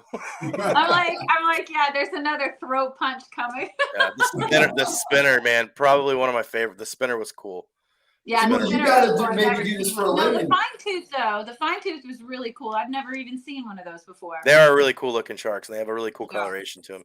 Yeah, they've got like a gunmetal blue to them with a pointy nose, and yeah, they're very cool. We get a handful of them. Maybe we get a few a year down here in the middle of the summertime, like maybe 5 to 10. They're pretty cool looking sharks. They are very cool. They're very cool. But no, so to answer your question, you were going to ask. I kind of picked up on you said about what we do for a living. So it's kind of funny because I'm not guiding anymore. Completely unrelated to what I do with sharks, but I work in law enforcement. But I'm not catching sharks. But hopefully, we'll be back into I'm hoping with the YouTube's going to take off, and if everything goes according to plan with the person I will not name on the podcast, just in case it doesn't happen, I don't want to be embarrassed. He has a very large following. I think I told you, Chip. I think Chip might be the second or third person I called. I was like, Chip, dude, this is awesome. Do you know this? Yeah, so I'm excited. You told me. I was like, what the fuck? Yeah, I'm excited and I think Chip, you should definitely put some. I know you're a captain. That's what you do, but YouTube's a great way to make a living if you get the right, the right edits. You get the right. Yes. Yeah. The bad thing about YouTube is it takes so long to edit a 20 or 30-minute video. If I go out fishing all day, I've got stuff on my phone, GoPro and drone, and then it takes you 3, 4, 6 hours to make a video. I gotta go to bed. I gotta fish next day. So it's so hard. I talked to this one guy that I took last year, and he wants to do something. He was like, hey, why don't you either pay me per video or we just split the income? We'll go 50-50 and I'll make the videos for you. So I've talked to him a little bit about that.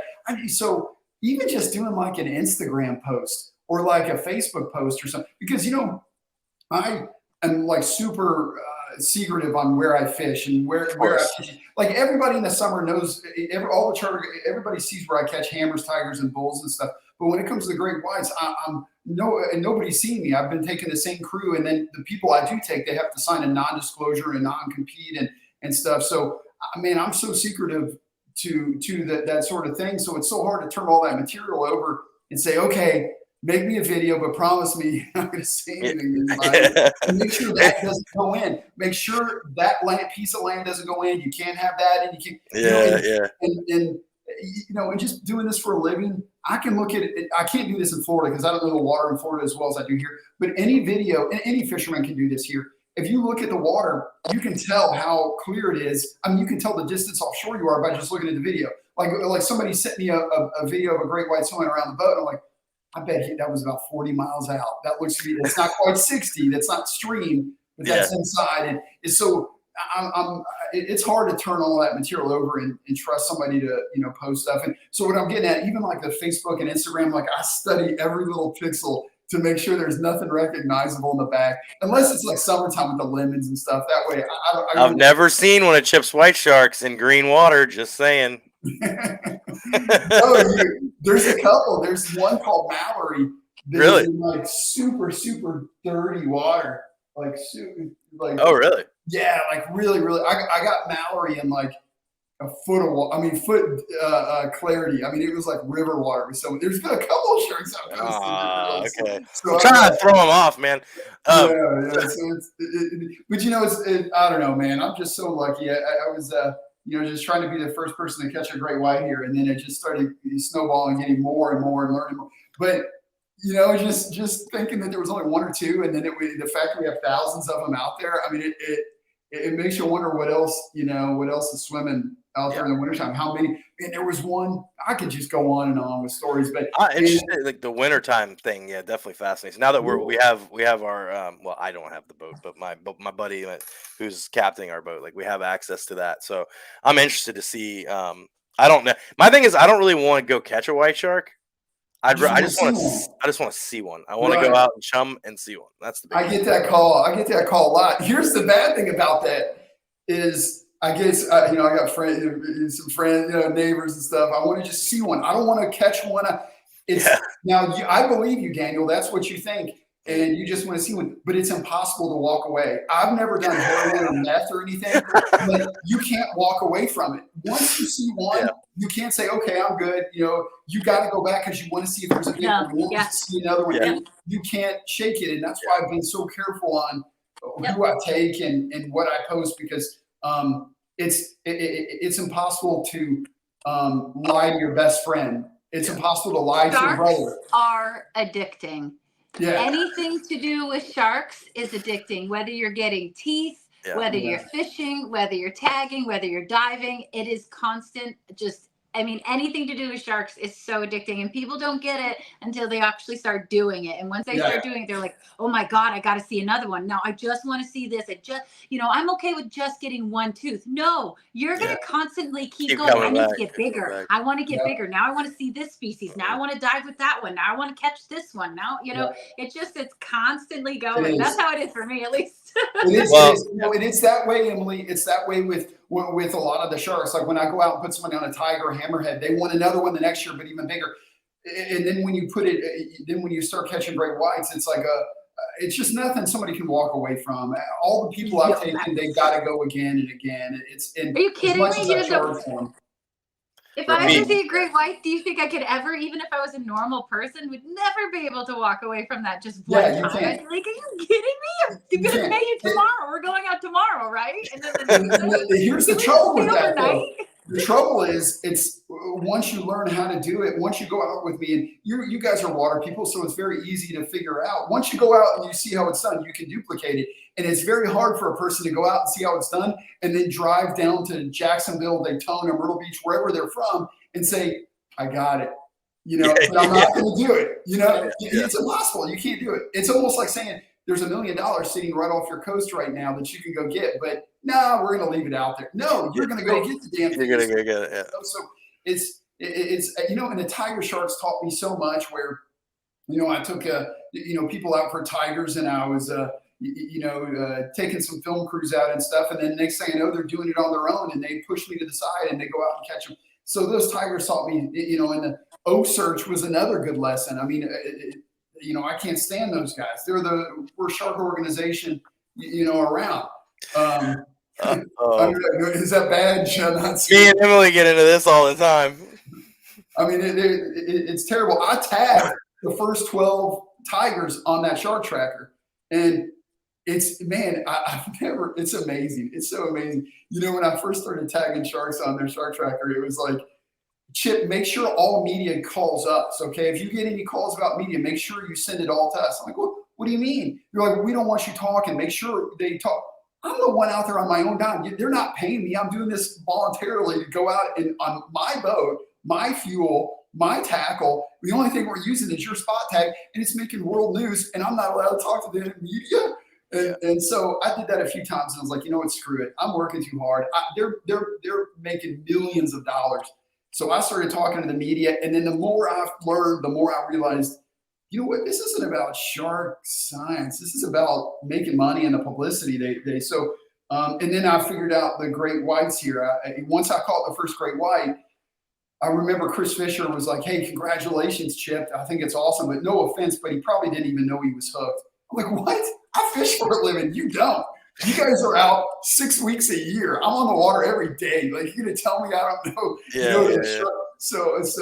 And then he kissed my ass and was like, "Hey, we want to come to Hilton Head and we want to catch great whites and and that's where we had the falling out because I was honest. I was like, listen, if you put that big boat in my spot, this was also back in the day when I only thought they were in one area.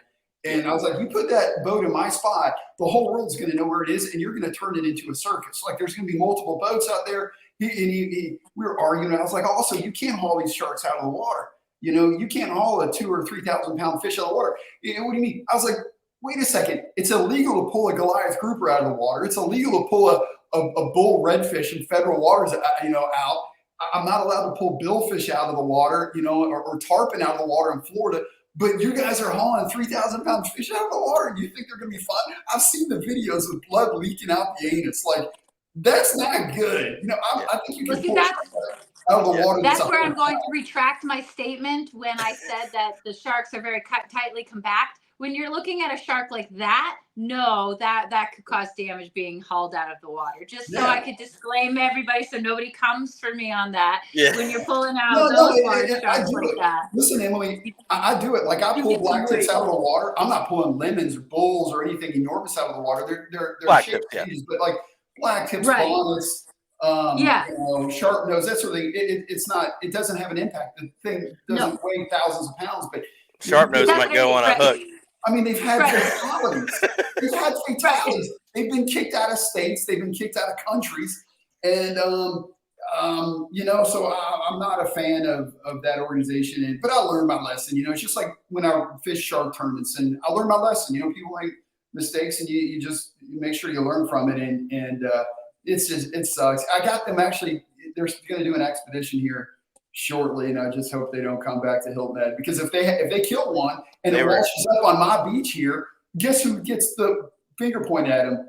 They're all going to say, Chip, quit tagging them. You already had one wash up on the beach dead. Even though it's not mine, I'm lumped in with that crap. So it sucks when they're here because they're rolling the dice with my living. And Brian Fraser and I have had 1,000 debates about it, arguments about it, and he doesn't mind them, and I don't know. I just don't see it. You will not see one great white shark scientist that is in favor of O-Search. Like, nobody, unless they're on that boat right now. But everybody that's been on that boat, Dr. Scoble, Domeyer, they all walk away. South Africa doesn't, everybody that's been on that boat does not want them in their waters again. And there's I think it just takes just like me, it just takes a little time to read between the lines and see things, but but it is what it is. I tell you what they do have is they're brilliant PR people. They're really, really great at with their media coverage. I mean, they get more shark media coverage than anybody. They've got a hell of a PR team there. Yeah, they failed in Charleston. I tell you that much. They came here. They come here a lot. They came here. I remember seeing the post on Facebook of the O-Search vessel in the Charleston Harbor with the Ravenel Bridge in the background. And I remember being like, "Oh, I don't know. I have mixed feelings about this. I don't know," but I'm pretty sure, from my understanding, they failed off Charleston. So yeah, they're going to Charleston in a few weeks. They're going to be in your neck of the woods doing some sort of meet and greet thing. So they'll be there. But the money they've wasted. The money, Chris Fisher says he needs $500,000 per expedition. Expedition's 3 weeks long. $500,000, and their goal is one shark. That's it. Can you imagine the money they've spent? I mean, and 50% of the time they get skunked down here. They would go 3 weeks and they don't even get one. Like the last expedition they did was this winter. It was this, they spent it. The majority of it off North Carolina. They got skunked. They didn't catch one. They said they had one do a flyby and they didn't catch it. Man, I'm jealous of the money they're making, but of course, yeah. It's amazing how many times they've struck out. That blows my mind, really. Yeah. I've mixed feelings, but I'm definitely more inclined to believe you, having personally dealt with them. And I'm sure, and I think you told me that they got a little bit better, because you told me before about how some of their practices were pretty cruddy as far as just general fishing practices and hooks and stuff. And Yeah, you know what? I think that was because I was calling them out too. I don't mean to pat myself on the back, but I would no, fish of without course, their hook. They used a hook that was as big as a tire iron with about 4 feet of chain, and it was enormous. This hook it was the width of my thumb. I mean, it was huge. It was a tire iron built. it was bent. comical. And, it was so big. so now they don't use that. They went to smaller hooks that are reasonable and stuff. And Yeah. But it's still. I mean, why is it illegal to haul a shark out of the water? And it's so funny because some of these people that complain on Instagram, you go to their page and there they are on the ocean. Yeah, I had an author do that once. He just wrote a book about sharks in the deep or sharks. And I would know his name if I heard it, but he's an author. And he went on my Instagram complaining like, oh, what are you doing with these sharks? This isn't good. And I'm like, listen, I'm doing, working with scientists and you're getting knowledge that they've never had before. This is pretty interesting to the white shark community. And then I go to his page and he's on the damn O-Surgeon boat. Wait, what a second. Wait, what? Are you shitting me? I'm not allowed to keep this fish swimming on the side of the boat, but you're going to provide it. So it's just, they're great. Like you said, they're great at PR and brainwashing people. But when it comes down to it, you read between the lines, you realize, wait a second, these white sharks don't need that. They're already protected. If you want to put some money into, how about makos? How about white tips? How about hammerheads? How about some sharks that need help? Why are you dropping millions and millions of dollars into these white sharks to protect them when they're already protected? Yeah, reach out. I do agree with that. I think white sharks science is, I mean, I don't know if it's the most, but it might have been Brian that told me it's like the most saturated species as far as people that want to research them. And it gets headlines. It gets headlines. Yeah, I put a picture up of a tiger shark. I get a few likes. I put one up of a great white, and I've got the news call. So it's night and day. The coverage. When you watch Shark Week, you don't see a lot of stuff on, sandbars and bulls. It's like, when's the Great White Shark Show come on? When's their Jaws? So I mean, the publicity. Like I said, they're brilliant businessmen. I give them credit there. They're really good at absolutely making money. I'm jealous of that. I'm jealous of the money making. So there is one last thing I wanted to bring up, and I know it was a while ago, but I wanted to bring it up because it's another way that fishing and what we do is good. And I wanted to bring up the I don't remember how many years ago it was, Chip, with the little girl that you named the shark after that made a lot of the news. If you could touch on that real quick, just to end on a good heart feel story. I'd like to have that out. All right, I'll tell you how it led up to it, man. Okay. And I was kind of following. O-Surge is catching these sharks and they're naming them. And so I'm catching great whites and I'm naming them, and I'm naming them stupid things like Wildcat. I'm a huge Kentucky fan, and then I name one, I can't remember, Miss Carolina, which was cool. And then we got Hurricane Matthew came through here. And I don't know if you're familiar with it, Emily, but so Hurricane Matthew comes by and we all had to evacuate. We left the island and it hit Hilton Head pretty hard. And I was in North Carolina and I had no idea if I had a house or a boat or a business left. I have no idea.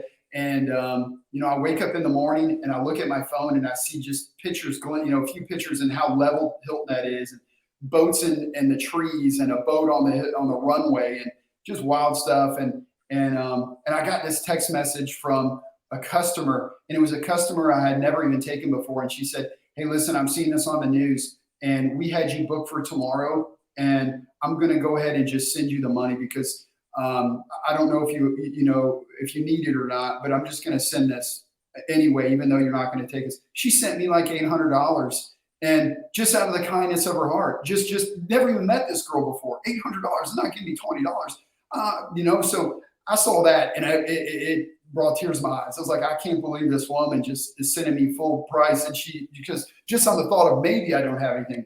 Yeah. And so it's like, that's it. I'm going to start naming these sharks and helping people. And so the first shark I named was after a kid that was like messaging me every day. He was a special needs kid at the school here. And he knew everything about sharks. He knew how many gill slits every shark had. He knew everything. He knew a lot more than I did. And so I was like, I'm going to name this shark after. So I called his parents, and his parents were actually kind of crying on the phone. They're like, this is the nicest thing. I was like, they said, we're not going to tell them. So just post it and tell the media. So it goes to the news and it's on the front page of the paper, and it, tells the whole story. And then the kid's a hero at school. They're like, look, you're on the front page of the paper. And that's when I was like, I hit a home run. This is what I'm going to do from here on out. I'm going to name every shark after a kid that needs it, whether he's battling cancer, passed away in an unfortunate or any way, or even an adult that needs a smile. If you can, I've been so lucky with the media and the news, it's free advertising. And if you can't do something positive with it, then what's the point of doing it? So I started naming them after some people, and it was, it's been really good. It's kind of, it's kind of sad at the same, at one point, but a girl's battling cancer, she's going to die. It's terminal. She's going to die in a few months or 6 months or something. And she sees her name on the front page of the paper. And kids, I don't know if it was like that with you guys growing up, but when I was 10 years old and I made the paper for Little League, I mean, I felt like Michael Jordan.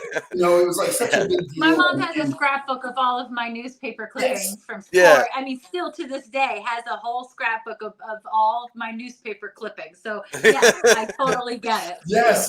And so I started doing that, and so there was a girl here that was killed in a hit and run. And that's probably the one you're talking about. Yeah, it seems like that one made the most news, and that was was a large shark. And we caught this one, and we named her Grace. And I called her mom, and I was like, "Hey, here's what I think we could do." And by the way, this is how shitty also the media is. This girl gets killed in a hit and run coming home from track with her best friend and her mom. She gets killed on I-26 and coming home from Columbia. And the media doesn't cover it. It doesn't even make state news. It makes just a little bit of news in Columbia. I think it made the paper here in Hilton Head for like a day. It just nothing. I didn't even know much about it because so I called them up. I was like, you know what? These sharks, when there's a good picture, it goes national. And why don't we do this? Why don't we? Here's my pitch. And if it hurts your feelings, I won't do it. But it's just, I think we can find out who caused this hit and run. And why don't we name the shark after your daughter, Grace? And she was, brought us both to tears, and we did it, and it went nuts. And in there, I also said, if anybody knows who was driving this white Ram 1500 on this date at this time, I'll give you a free great white shark charter on me. It's worth $5,000. And it went nuts, man. USA Today picked it up, Fox picked it up, CNN. It went national, and everybody was looking for this damn truck. And I told her, I was like, you know what, we're going to figure out this person, but don't be discouraged, because if we don't figure this person out, who it is, it could be they're dead. It's been 2 years, and whoever does a hit and run in the middle of the day on a highway like this is driving like that. There's a good chance they've got a drug problem, and if they didn't, well, now they possibly do, because now they've killed a little girl. I mean, that's a lot for somebody to have on their conscience. Yeah. And so there was a lot of, the FBI was knocking on doors, and they had a lot of leads, and they never figured out who was driving this truck. But, so Grace was one of the top 3 largest sharks we ever tagged here. And she had an awesome track. She went down to the Gulf of Mexico. She spent some weeks down there, and then she went all the way past Hilton Head and went all the way up to Canada. And she still has an acoustic tag on her today. So there's so I thought, man, at the time, I was like, I don't want to get too philosophical on you guys, but you always kind of wonder, like, what's my purpose on earth? I was like, maybe my purpose, is to not only name, bring some smiles to somebody who needs it, but maybe also to figure out who killed this poor little girl, Grace. Sucks because they never figured it out. Even with all the national news and stuff they got from this shark, they still never figured it out. But you still never know, because Grace still makes news and stuff. But yeah, so it's been awesome. So every time I see other people naming sharks, I'm like, that's awesome. Because with the selfish side of me, one of these days, my number one goal is I want to catch the biggest shark ever caught. Frank Mundus right now has the largest at 3,400 pounds. He caught the largest on rod and reel. And I've already caught one that I think was really, really close, but I didn't claim it because I didn't get a tape measure. I just eyeballed it. It was a long battle, and I'm like, you know what? It was a little over 16 foot, and his was 16 and a half. And so one of these days I'm going to get one a little bit, bigger than his. I'm going to name it after my mom or my dad, probably. But other than that, you just trying to I don't know. Who hasn't had some shitty times in their life where they need you to smile? And kids are, you see a kid battling some sort of cancer or something. I mean, my heart goes out to them when they should be out playing Little League or soccer and stuff. Yeah. So, I started doing that. And it's very cool. And I'm sure it's Matthew, it all started with that woman, the rolling axe. That said, I'm sending you this money, even though I have no idea if you need it or not. I'm sending it to you anyway. I mean, that's nice. That's very cool. Yeah. I've ever had to do. Yeah. I just wanted to bring that up too. Cause like, I feel like it's important, bringing a smile to a kid or something. And, it's so funny. Hold on, Dan. By the way, I'm sorry to interrupt. Yeah, I do not want to inspire kids to go fishing with me. No. I like kids, but they are terrible on the boat. They're no, I'm with you. No, 100%. Not what I was trying to say. No. I was gonna say this though. I don't. So we had the spinner. I think it was actually the spinner shark. It was pretty cool. And one of the things I like about being on the beach is when we catch a shark, especially a large shark, it draws a crowd of people that want to come and see it and take pictures and stuff. And then we get a chance to talk to them about conservation and stuff. And I happened to have after we caught the spinner shark, they released it and everybody was coming up and asking questions, and there was a bunch of kids, and I don't know why I had them, but in one of my bags I had like 7 or 8 of the Noah Fisheries shark tagging hats. I'm sure I actually had to tell Noah to stop sending them to me. I was like, I have a better looking hat. I know, and they suck, but I'm like, dude, I have like 30 of these freaking hats. Like, just stop sending them to me.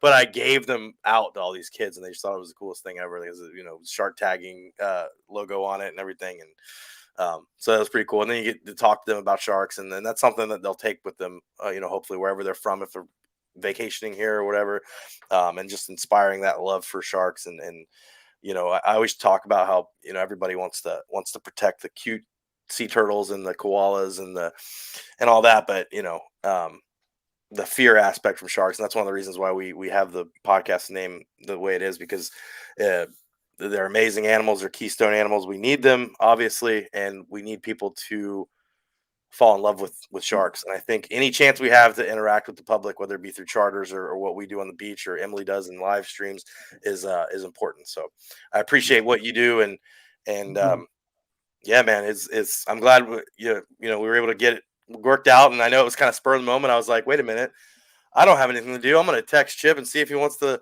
chat about sharks. And the funny thing is our podcasts typically stay around an hour long, and we have pushed way past it. And I am not upset about it at all. This was a great this could be like a special little episode for 2 hours. I don't mean to, I'm like yawning. It's terrible. Normally I'm like in bed by now. I have 3 kids, and they're asleep right now. They get up. My son gets up at like 4 a.m. So I'm up. Wow. That's tough. That's really. Oh no, we have a good. I'm usually up by then, anyways. But he's got a lot of energy. I get it. So, but man, I appreciate you coming and chatting with us, man. And yeah, thank you, Chip. It's great to meet you. Yeah, great talking with you. Great to meet you as well, Emily. And Dan, thanks for the last minute text. It worked out perfect. So. It worked out great, man. And I love your Quint picture behind you, by the way. It's amazing. Oh yeah, I know. I saw it too. It's awesome. What do you do when my customers turn into friends, and they end up coming in and they give me pictures frame when something's in the news. Or I don't want to hang in the house. I feel kind of weird hanging pictures of myself. So I just put it in my little office here and just turned it into my little shark world. So I love it. That's awesome. It's okay. I'm in my shark world right now too. I've got all my teeth. Literally, I have like hundreds of teeth right in front of me, sitting right at my desk and stuff. Like I have I'm with you. It's like my little shark world in my. I have a fake brick wall behind me. So before we go, Chip, if you want to just kind of plug, man, your socials and stuff, and if people are interested and they want to get it's the OutCast Fishing on Facebook or Instagram or Twitter. And I admit I'm on TikTok too. And what's crazy is that's the only one that's like doing well. My other ones aren't doing very well. TikTok is TikTok. My TikTok goes well too. I go live every week during the week all the time. Oh yeah. And it does pretty well. Yep. Oh, Awesome. well, I haven't gone live. I don't have the guts yet. I don't have the confidence to go live yet. This is as much live as I'm doing. You're pushing my limits as it is. We won't talk about my situation. I used to go live on TikTok quite a bit, and I did really well until something happened and I lost access to live. But anyway, yeah, man. Well, I appreciate you coming on and chatting with us, and anytime y'all are in my neck of the woods or have any questions or want to do another one, let me know. Hey, Edisto's not that far. I mean, that's kind of in between, right? Maybe you come out and we'll fish off the beach in Edisto. Yeah. You shoot me a text in the next, month or two, and if I have a cancellation or something, I'll come up and I'd love to hang out and see the team. That'd be awesome, man. Alrighty, well, everybody have a good night, and thanks for listening, and we'll see you on the next episode. Okay. Thanks again, guys. Y'all have a good night. You too. Thank you so much. All right, see ya.